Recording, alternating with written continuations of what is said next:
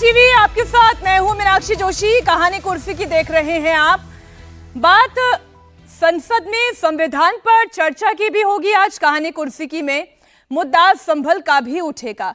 बात महाराष्ट्र की भी होगी, बात इंजीनियर की भी होगी, अतुल सुभाष की, जिन्होंने सुसाइड कर लिया। तो आज कहानी कुर्सी की में खबरें बहुत सारी हैं, लेकिन सबसे पहले बात होने जा रही है जो संभल में हो रहा है।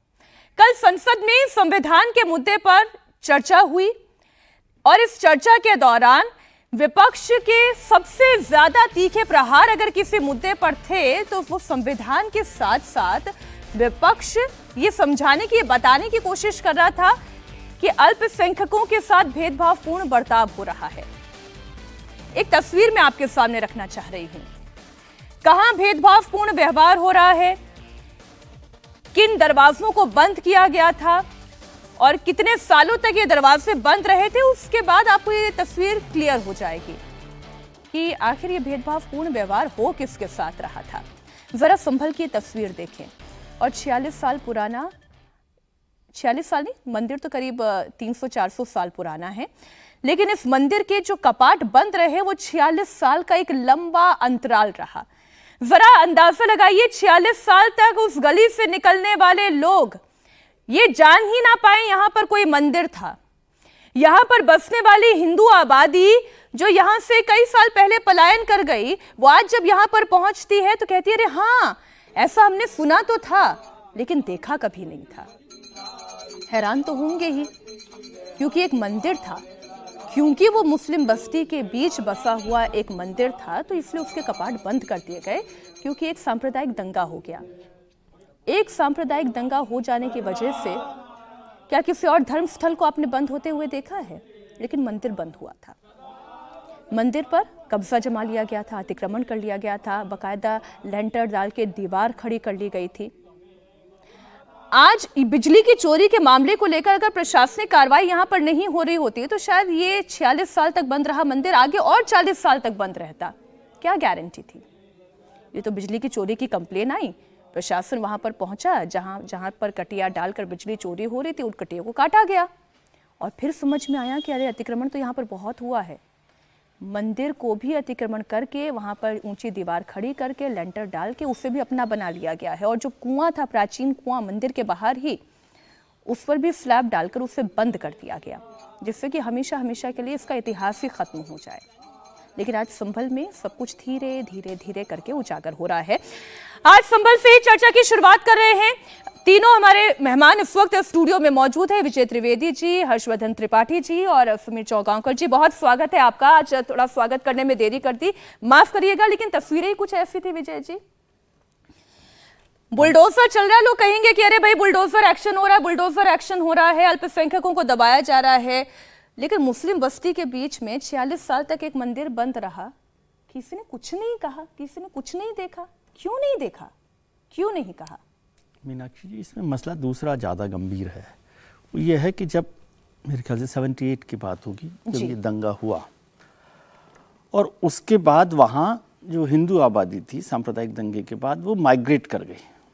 वो मसला ज़्यादा गंभीर है कि किसी एक शहर से, किसी एक कस्बे से, किसी एक जगह से कोई एक बड़ी आबादी दंगे के बाद माइग्रेट कर जाए और वो ऐसी माइग्रेट कर जाए कि वहाँ पर कोई है ही नहीं और पूरा का पूरा एक डेमोग्राफी में बदलाव हो और उसके बाद जो डेमोग्राफी में बदलाव हुआ उसका एक रिपरकशन कह लीजिए, उसका एक नतीजा कह लीजिए, उसका एक एक्शन कह लीजिए कि वो मंदिर बंद कर दिया गया और धीरे धीरे वो मंदिर एक तरह से सील करके उस पर लेंटर, जैसा आप कह रहे हैं, वो डाल दिया गया। तो सवाल वो बड़ा है कि क्या एक सांप्रदायिक दंगा पूरी डेमोग्राफी को बदल सकता है?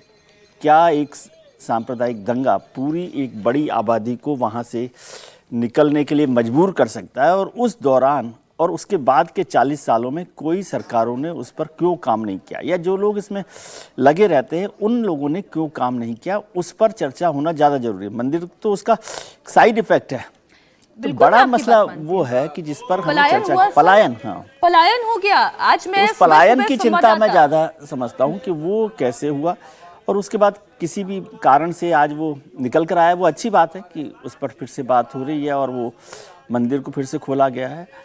मैं समझता हूँ मंदिर के अलावा भी कि जो पलायन हुआ, क्या वो लोगों की वापसी उसी तरह से हो रही है, क्या वो लोग वापस वहाँ पर आ गए? जाने वाले लोग आते हैं क्या? हाँ, तो मुद्दा वो बड़ा है ना, क्योंकि जो एक बार अपना घर छोड़कर निकल गया उसने कहीं दूसरी जगह अपना आशियाना बना ही लिया होगा। तो सांप्रदायिक दंगों की ये कहानी जो है ना वो ज्यादा त्रासदी वाली है। मैं उस त्रासदी पर भी आऊंगी, और जिस 1978 के दंगे की बात विजय जी आप कर रहे हैं उन दंगों का भी जिक्र किया जाएगा। और केवल 1978 का दंगा नहीं है, 76 का भी दंगा इसमें शामिल है।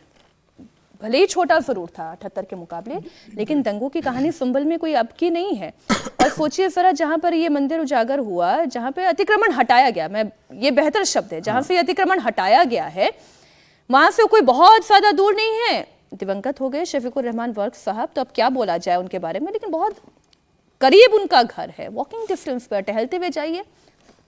अब तो नहीं रहे इस दुनिया में, लेकिन क्या उन्हें इस बात की इतला नहीं थी कि उनके इलाके में क्या था और क्यों बंद कर दिया गया?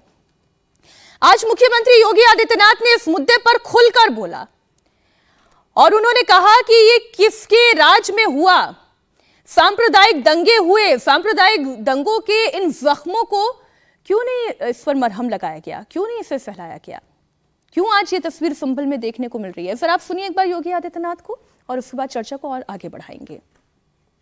कल संसद में संविधान पे चर्चा हो रही थी, लेकिन मुद्दा संभल का उठ रहा था। और संभल में इन्हीं के समय में 46 वर्ष पहले जिस मंदिर को बंद कर दिया गया, वो मंदिर फिर से सामने, सबके सामने आ गया। इनकी वास्तविकता को सबके सामने प्रस्तुत कर दिया। याद करिए ना, क्या वो संभल में इतना प्राचीन मंदिर क्या रातों रात प्रशासन ने बना दिया? क्या वहां बजरंगबली की इतनी प्राचीन मूर्ति रातों रात आ गई? क्या वहां पर जो ज्योतिर्लिंग निकला है, क्या यह आस्था नहीं थी? क्या उन दरिंदों को आज तक सजा क्यों नहीं मिली? इन्होंने 46 वर्ष पहले संभल के अंदर नरसंहार किया था। क्यों नहीं चर्चा होती संभल में उन लोगों की, उन निर्दोष लोगों की? क्या क्या कसूर था उनका, जिनकी निर्मम हत्या संभल के अंदर आज से 46 वर्ष पहले हुई थी? लेकिन जो भी उस सच को बोलेगा उसको धमकी दी जाएगी, उनका मुंह बंद कराने का प्रयास होगा। हर्षवर्धन जी, रिएक्शन आपने योगी जी का सुन लिया और जो तस्वीरें हैं वो भी आपने देख ली। बिजली चोरी, ये तो हर शहर की एक आम सी बात होती है, कोई नई सी बात नहीं थी, लेकिन मुझे तो ऐसा लगता है कि बिजली चोरी के बहाने, प्रशासनिक कार्रवाई के बहाने ये तस्वीर सामने आ गई, वरना ये भी नहीं आती। नहीं, देखिए मुद्दा बहुत गंभीर है और अभी विजय जी ने कहा कि ज़्यादा गंभीर वो मुद्दा है कि लोग पलायन कर गए। तो गंभीर मुद्दों पर कहाँ देश में बात होती है? कश्मीर से तो सब पलायन कर गए, उसकी बात करो तो कहते हैं हिंदू मुसलमान मत करो। और महबूबा मुफ्ती की बेटी इल्तिजा मुफ्ती वो बताती है कि हिंदुत्व तो बड़ा खराब है, हिंदुत्व की वजह से क्या कुछ गड़बड़ हो रहा है। कहाँ देश में चर्चा हो रही, कौन बात करता है बताइए ना। और मैं इसीलिए तो कहता हूँ कि इस देश में फ्रॉड सेकुलरिज्म ऐसे रच बस गया है। शफीकुर रहमान बर्क के घर से 200 मीटर और वहाँ बरसों से सांसद, इन दोनों कहानियों को क्या हम आसपास में आपस में जोड़ेंगे नहीं? क्या अगर किसी हिंदू नेता के या किसी भारतीय जनता पार्टी के सांसद के घर के बगल में इस तरह से मस्जिद का दरवाजा ढक के उसके आगे दीवार लगाकर वहां मट्टी पाट कर और कुआं जो है उसको भी ढक दिया जाता, तो हम क्या ऐसे ही बहुत शांति भाव में ऐसे ही बात कर रहे होते क्या? और ये कहानी देश के हर हिस्से की है। अब मैं चूंकि संदर्भ के साथ बात करूंगा तो अभी एक थोड़ा सा समझ में और अच्छे से आ जाएगा। ये दंगा वंगा तो छोड़ दीजिए, कई लोग कहते हैं ना, अक्सर लोग जाग जाते हैं कि अरे फलाना मुसलमान गया, उसको उस सोसाइटी में घर नहीं मिला। अक्सर ये चर्चा होती है ना, टीवी पर खूब होता है। उस दिन सारे पत्रकार एकदम से, जिसको कहते हैं कि उदारवाद के चरम पर पहुंच जाते हैं। मैं आता हूं प्रयागराज शहर से, तो प्रयागराज दो तरफ हो गया, सिविल मतलब स्टेशन के एक तरफ पुराना इलाहाबाद चौक वाला, इधर सिविल लाइंस वाला जो बाद में अंग्रेजों ने बसाया, फिर उधर इलाहाबाद विश्वविद्यालय है, सब कुछ वो उधर है। दूसरी तरफ जो है वो सामने नूरुल्लाह रोड जाती है। नूरुल्लाह रोड पे जब आगे बढ़ेंगे तो बाकायदा इलाहाबाद विकास प्राधिकरण ने एक कॉलोनी काटी। और इसको ध्यान से सुनिए जो मैं बता रहा हूं, जो प्रयागराज के लोग हों तो बहुत अच्छे से जानते हैं चौड़ी सड़क है, लेकिन आप जाएंगे तो चारों तरफ जो है वो थोड़ा अतिक्रमण नियमित तौर पर वहां दिखेगा। आगे जाएंगे तो मस्जिद वस्जिद भी दिखेगी, खूब मुस्लिम बस्ती दिखेगी। लेकिन ये जो करेला बाग कॉलोनी थी, करेली में करेला बाग कॉलोनी, वो बड़ी बढ़िया सी, जैसे आवास विकास की कॉलोनी कट के बनती है या विकास प्राधिकरण की बनती है। और जब वो आई तो शहर के हर हिस्से से लोगों ने वहां घर लिया। लेकिन 10 साल बीतते बीतते जी धीरे धीरे हिंदुओं को सायास, अनायास, इरादतन, गैर इरादतन वहां से घर छोड़ छोड़कर जाना पड़ा। अब उसकी वजहें क्या होती हैं रोज की, वो कोई बताने की बहुत विस्तार में जरूरत नहीं। मैं ये आपको अपनी आंखों के सामने अपना खुद के अनुभव से, एक अपने शहर के अनुभव से बता रहा हूं। जो लोग सुन रहे होंगे वो जानते हैं, जाने कितने लोग औने पौने भाव में वहां से अच्छी खासी बेचकर चले गए। अब आप संभल की बात कर लीजिए। संभल में दंगों की बात छोड़ दीजिए ना, 72, 76, 78, और उसके बाद जब जैसे मुस्लिम आबादी बढ़ गई तो दंगे खत्म होने लगे। इसलिए दंगे खत्म होने लगे क्योंकि हिंदुओं के प्रतिकार की क्षमता नहीं रही। कश्मीरी पंडित बाहर आ गए इसलिए खत्म हो गया क्योंकि वहां कोई प्रतिकार करने के लिए उनके पास रहा नहीं। लेकिन आतंकवाद तो नहीं रुका ना, वो तो आके मुसलमानों को ही गोली मार के चले जाते हैं। वो तो आकर सरे लाल चौक पर लिखकर चले जाते थे कि भारतीयों के लिए जाने क्या क्या लिखकर चले जाते थे। ये सब बदला, लेकिन इसको बदलने पर क्या कोई कहता है क्या कि राजनीति में बड़ा काम हुआ? 370 हटाना बहुत जरूरी था। संभल में अगर इस तरह से कोई मंदिर है तो उसको हटाना ये अच्छा काम है, देश का काम है, कोई कह रहा है क्या? इसको तो बड़ा कम्युनल नजरिए से देखा जाता है। अभी कोई कह देगा कि योगी आदित्यनाथ भगवा पहन के वो सांप्रदायिक राजनीति कर रहे हैं, वो देखिए वो बोल रहे हैं। लेकिन हनुमान जी की मूर्ति वाला मंदिर, शिवलिंग वाला मंदिर या कोई भी ऐसी जगह वहां पर हिंदू रहने तक की हिम्मत न जुटा पाए, उस पर इस देश में चर्चा ही नहीं होती। और प्रियंका जी को वो दर्जी मिल गया।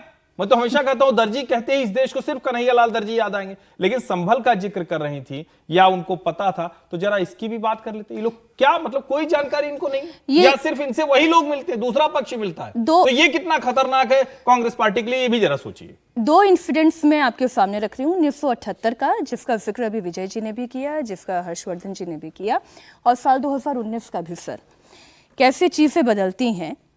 जब 1978 का दंगा हुआ उस वक्त भी शफीकुर रहमान वर्क थे, उनके सामने ये सब कुछ हुआ, ये दंगा हुआ। जो शाही जामा मस्जिद जिस पर आज सर्वे की बात चल रही है, उसके बाहर भी जो कुआं था वहां पर भी कुआं पूजन होता था। तभी से ये कुआं पूजन भी बंद हो गया और ये मंदिर भी बंद हो गया। 46 साल हो गए, तब से कोई पूजा पाठ यहाँ पर नहीं हो रही है।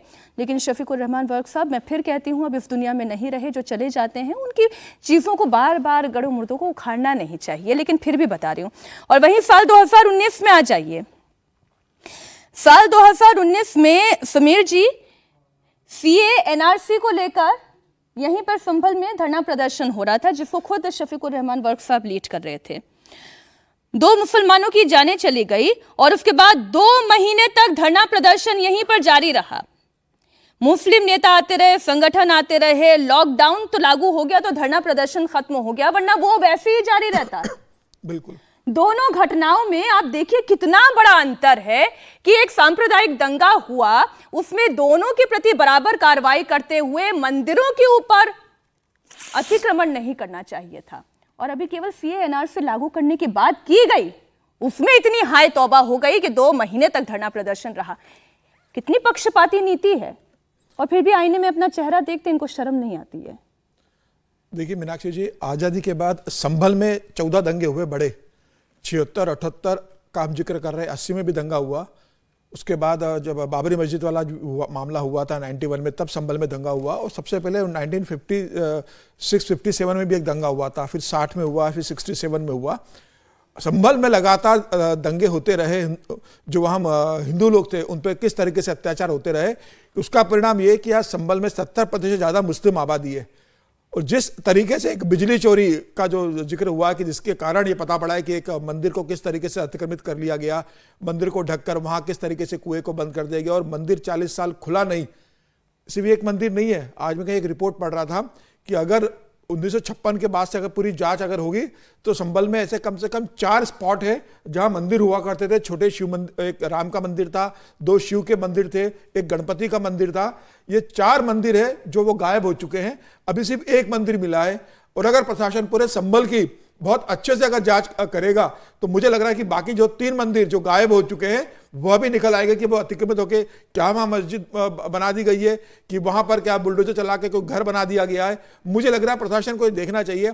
जब योगी आदित्यनाथ आज इस बात का जिक्र कर रहे हैं कि वहां रातों रात तो हनुमान जी की मूर्ति आई नहीं है, रातों रात तो मंदिर बना नहीं है, तो मुझे ऐसा लग रहा है कि अब योगी आदित्यनाथ को इस बात की भी चिंता करनी चाहिए और जांच करनी चाहिए कि एक मंदिर मिला है तो बाकी जो 4 मंदिर संभल में फिलहाल कहा जा रहा है कि और थे जो अब गायब हो चुके हैं, तो वो कहां गए उसकी भी जांच पड़ताल जरूर होना चाहिए। और ये बता रहा है कि किस तरीके से वहां एक खास कम्युनिटी का जब वर्चस्व हुआ तो किस तरीके से नहीं, लेकिन फिर अखिलेश जी बोलेंगे ना, अखिलेश यादव जी संसद में खड़े होकर बोल देंगे कि अगर ज्यादा खोदोगे तो फिर सांप्रदायिक सौहार्द खोदोगे, खोदे ना तो फिर क्या करें, आप तो भूल जाएंगे। कल बोला उन्होंने लोकसभा में जब संविधान पे चर्चा हो रही थी तो संविधान पे बात करने के बजाय वो इस बात का जिक्र कर रहे थे कि मुसलमानों को 2ym दर्जे का नागरिक बनाने की कोशिश हो रही है। लेकिन अखिलेश यादव यह नहीं बताएंगे कि जब उनके पिताजी का कार्यकाल था मुलायम सिंह यादव का, उस समय किस तरीके से दंगे भी हुए और किस तरीके से मुस्लिम तुष्टिकरण की राजनीति मौलाना मुलायम ने शुरू की। मौलाना मुलायम नाम क्यों पड़ा उनका, किस तरीके से राम भक्तों पे गोलियां उन्होंने ही चलाई थी। उसी को अखिलेश यादव आगे लेकर जा रहे हैं क्योंकि उन्हें पता है कि उनका वोट बैंक उसी से जुड़ा हुआ है।